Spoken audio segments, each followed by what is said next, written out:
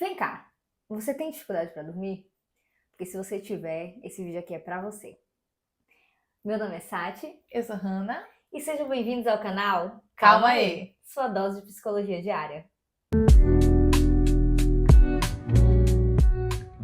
Me fala uma coisa, você deita pra dormir e ainda assim tem muita dificuldade de pegar no sono, ou então tem aquele sono picotado, acorda algumas vezes, ou até dorme a noite inteira, mas sente que é um sono não reparador, que você acorda ainda cansado. A gente vai hoje falar sobre o sono, esse elemento tão importante para a nossa regulação e para estruturar vários processos que a gente tem. E olha, a gente tem que falar de sono porque, como a Hannah falou, é um processo super importante porque ele meio que dá uma manutenção, é aquele espaço que seu corpo tem para ajeitar as coisas, sabe?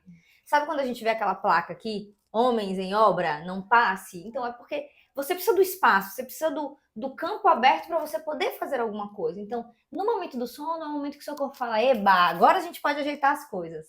Então é para isso que o sono serve, ele serve para fazer essa manutenção, né? Para fazer essa reorganização. Evolutivamente falando, nós não fomos feitos para a noite, né? Nós não temos visão noturna, nós não temos aquela super audição. Então, o que acontece?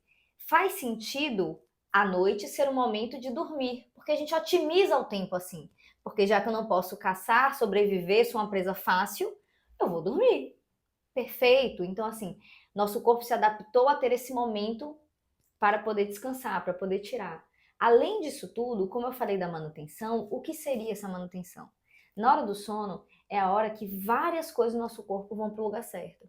Por exemplo, eu passei o dia todo me estressando, pensando em coisas, meu corpo, né, se desgastando, porque nosso corpo está desgastando no processo habitual. Aí na hora de dormir, tem uma faxina lá no nosso cérebro que tira algumas toxinas, joga fora, algumas proteínas que estão anormais, nosso corpo, tudo vai meio que dar uma reorganizada. Nossas memórias, é na hora que a gente vai dormir que nosso cérebro organiza, faz, ei, aconteceu um monte de coisa no meu dia. Então vou botar isso aqui, isso aqui, isso aqui. É onde o seu processo de aprendizagem vai ser consolidado. Porque você viu um monte de coisa durante o dia, quem foi na escola, quem não foi, quem só viveu uma situação nova, vai ter visto, e na hora do sono é a hora que seu cérebro faz. Pronto, já que tá tudo parado, porque durante o dia você tá funcionando, né? Agora é a hora que eu vou botar nos meus arquivos, vou organizar de tal maneira que fique. Então, é um momento super importante para a gente poder dar essa organizada geral no nosso corpo. E aí a gente tem, né, dentro dessa organização geral do nosso corpo, a gente tem um ritmo, né? Nosso ritmo circadiano. Que é como se fosse um relógio, um relógio biológico, nosso relógio interno, que vai orquestrar aí um pouco das coisas. Então tá responsável pela liberação de alguns hormônios e pela regulação do sono. É o nosso grande maestro do sono, que vai sinalizar que é hora de descansar ou é hora que a gente precisa de mais energia. Essa lógica, esse ritmo, ele é geral. Então, todos os seres vivos dormem, né? Todos os animais dormem. Alguns mais, alguns menos. Acho que o koala precisa aí de 20 horas para dormir. Então, cada animal tem uma necessidade de sono diferente, baseado no seu próprio organismo. Nós, seres humanos, temos, né? O neném dorme quantas horas? Exatamente. O neném ele precisa de 10 a 12 horas e um adulto normal precisa de 7 a 8 horas, né? E pensar nesse ritmo é lembrar justamente que a gente precisa desse tempo. Isso é inegociável. Mas esse ritmo em si, ele vai ser diferente para cada pessoa. E aí, onde a gente fala dos cronotipos, né? Que a gente tem dois cronotipos, que é o matutino e o vespertino. Matutinos são aquelas pessoas que elas têm um horário mais cedo, né? Então, aquela pessoa que ela acorda ali próximo ao nascer do sol, um pouco antes, um pouco depois do nascer do sol. Então, são pessoas que, obviamente, precisam dormir um pouco mais cedo e que dormir, acordar mais cedo não é um problema para elas, né? É uma coisa que o corpo delas funciona dessa maneira. Já os vespertinos não é quem gosta de dormir até 2 da tarde, tá, gente?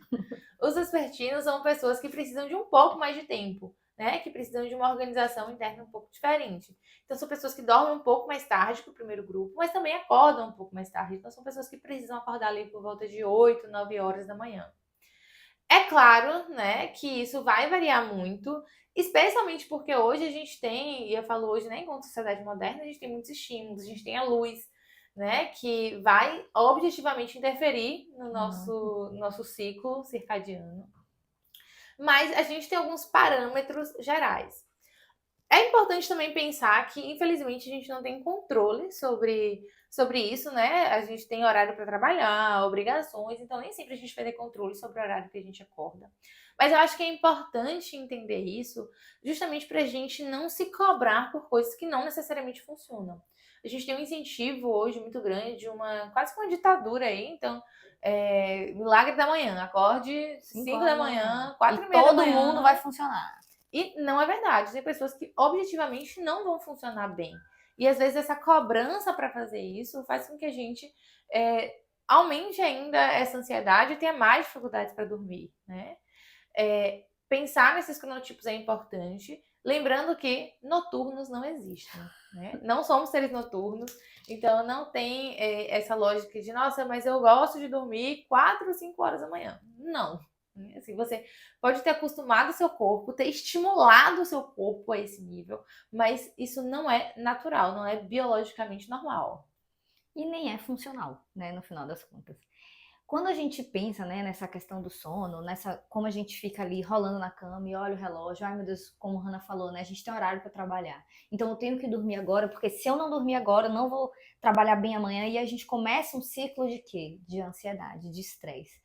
Então o que acontece muitas vezes é que a nossa própria expectativa do dormir faz a gente não dormir, né? Então, tentando, não, eu preciso deitar logo, eu preciso fechar o olho, eu preciso me aquietar, e aí eu não consigo deixar meu corpo relaxar o suficiente para dormir. E tem algumas diferenciações, que seria o dormir mal e a insônia, né, por si. Então, quando a gente fala do dormir mal, é aquela coisa pontual. Tem uma viagem, tô super animada, não dormi bem, beleza, é uma coisa pontual, vai acontecer naquele dia, mas eu consigo ainda me recuperar no sentido de que eu consigo voltar ao meu ciclo daqui a alguns dias. Então, seja dormir mal por uma felicidade, como viajar, seja dormir mal porque aconteceu uma coisa e eu realmente perdi um pouco do meu sono. A insônia já seria uma questão um pouco mais de um transtorno, já seria mais recorrente, ela fica com a gente, ela é persistente. Por quê? Porque ela já se instalou, né, no seu corpo. Então, quando a gente fala de insônia, é essa dificuldade no sono. Só que ela já é um transtorno, tá? A gente não tá falando mais de uma coisa eventual. E a insônia, ela tá totalmente ligada tanto a hábitos quanto a pensamento, né? Como se o dormir mal fosse o caminho para a insônia. Ela vai ter que dar algum sinalzinho antes. Então a gente começa a dormir mal, 1, 2, sempre. Daqui a pouco, quando a gente vai ver, a insônia está instalada. E a insônia, ela pode ser dividida, né?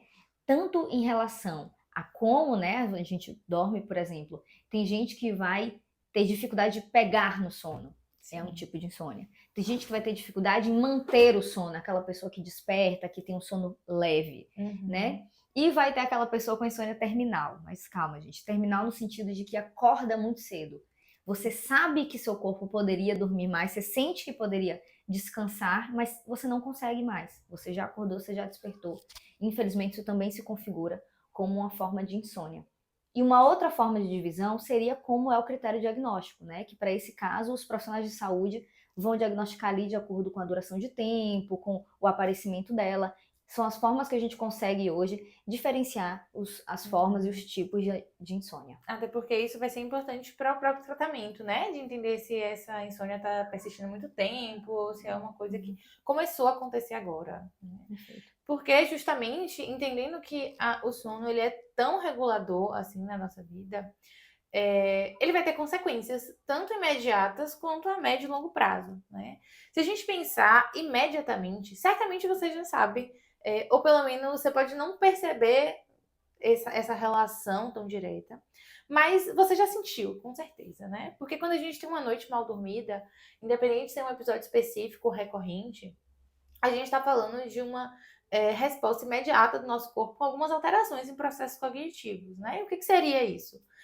Por exemplo, uma diminuição da nossa atenção e da nossa concentração no dia posterior, né? No dia depois que a gente não dorme muito bem. Então, é quando a gente não consegue se concentrar tanto, a gente se esforça mais para estar ali no momento presente. Uma alteração na memória também, a gente acaba esquecendo mais, uma memória de curto prazo acaba ficando aí comprometida. E a gente também tem alterações aí na impulsividade. Então, nossa regulação fica diferente, o nosso controle inibitório diminui e a gente acaba ficando um pouco mais impulsivo, tem uma tendência impulsiva um pouco maior. Alteração na fome, né? A gente pode sim ter uma mudança aí no comportamento alimentar por conta de alterações de sono. E no nosso próprio humor, de ficar um pouco mais irritado, um pouco mais triste, mais ansioso. Tudo isso são alterações que podem acontecer ali imediatamente após um dia.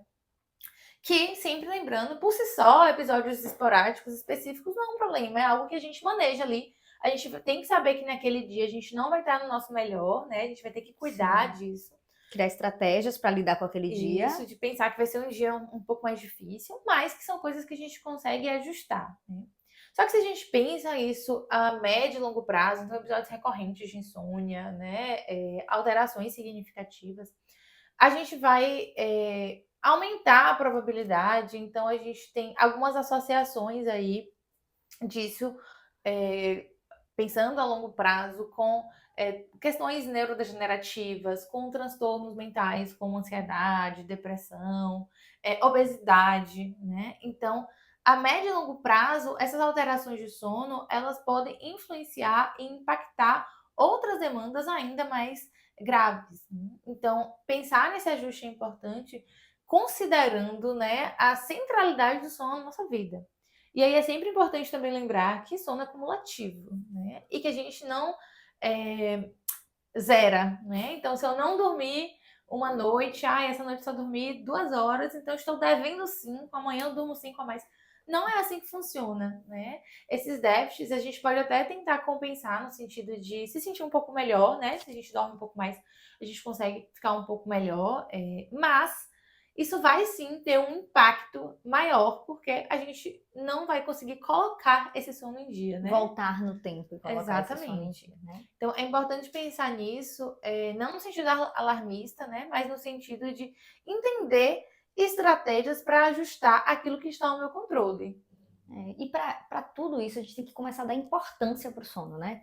Muita gente acaba deixando o sono como uma das primeiras coisas que eu posso abrir mão.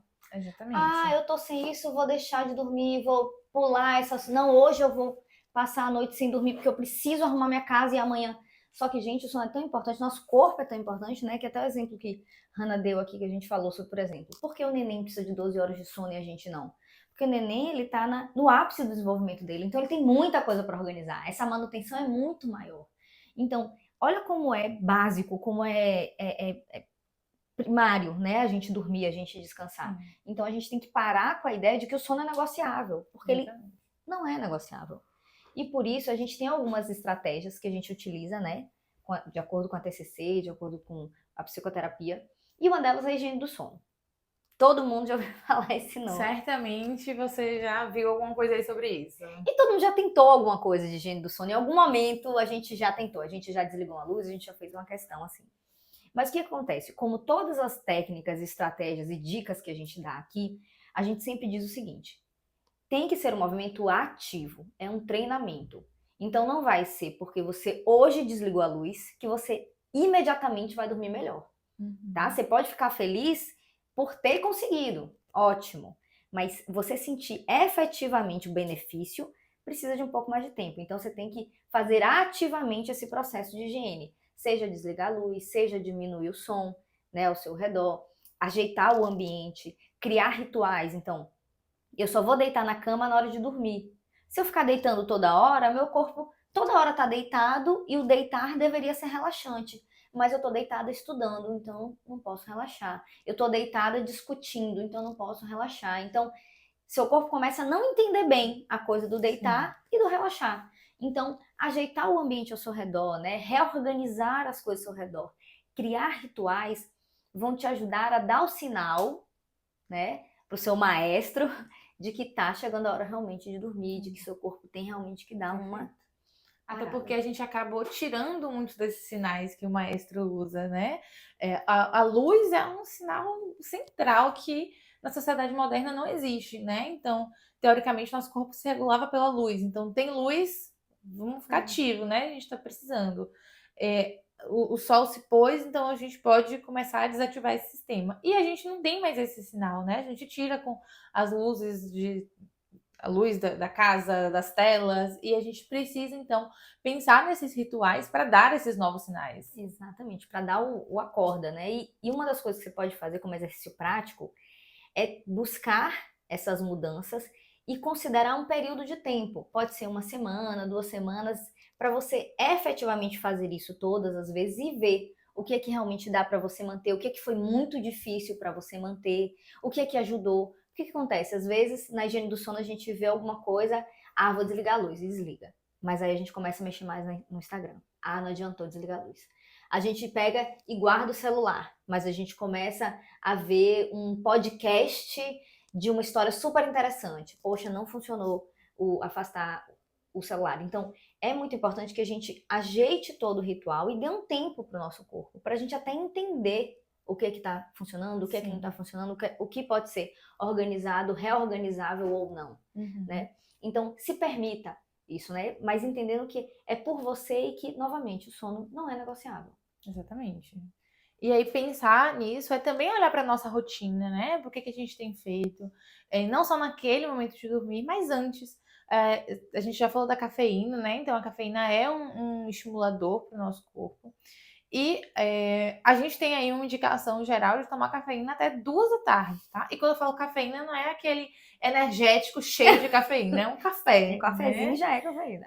Por quê? Porque tem gente que até fala, mas eu tomo café e durmo no meu horário de sempre. Mas a cafeína, ela pode alterar não só essa lógica de pegar no sono, mas na manutenção de sono ou na qualidade do nosso sono. A cafeína, ela pode interferir nisso também. Algumas substâncias podem ser ativadoras aí e a gente não conseguir pegar naquele sono mais profundo, né? Que é o sono reparador, de fato. Então, a cafeína, ela pode ter uma interferência. O horário da nossa atividade física, a atividade física é essencial para o sono também, tá? A atividade física ajuda a regular o sono, é um sinal importante. Mas o horário dela pode ser um estimulador também.